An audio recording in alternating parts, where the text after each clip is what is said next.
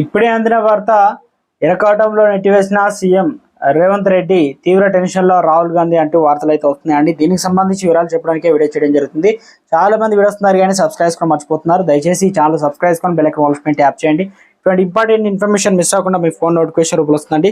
చాలా మంది మీరు చూస్తున్నారు కానీ లైక్ చేయడం లేదంటే దయచేసి లైక్ చేయండి. ఇన్ఫర్మేషన్ అందరూ కూడా మనం రీచ్ చేసిన వారు. లోక్సభ ఎన్నికల్లో గెలిపే లక్ష్యంగా ఉన్న కాంగ్రెస్ పార్టీ ప్రధాని అభ్యర్థి అంశంలో గత కొన్నేళ్లుగా వెంటాడుతున్న సంగతి తెలిసిందే.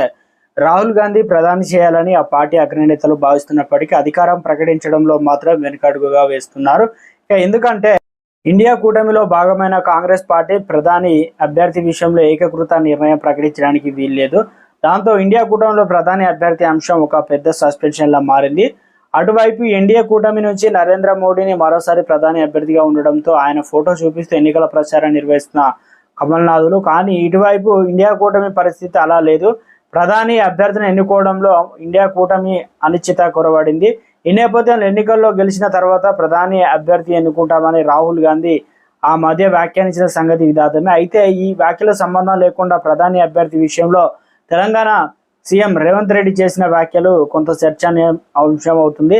వయోనాడులో ఎన్నికల ప్రచారం పాల్గొన్న రేవంత్ రెడ్డి మాట్లాడుతూ రాహుల్ గాంధీ ప్రధాని అభ్యర్థిగా ఉంటారని, రాబోయే 20 ఏళ్లు ఆయనే దేశాన్ని ప్రధానిగా ఉంటారని వ్యాఖ్యానించారు. దీంతో ఇండియా కూటమి తరపున ప్రధాని అభ్యర్థి ప్రకటించకుండానే రేవంత్ రెడ్డి ఈ తరహా వ్యాఖ్యలు చేయడం ఏంటని కూటమిలోని ఇతర పార్టీ నేతలు వాపోతున్నారట.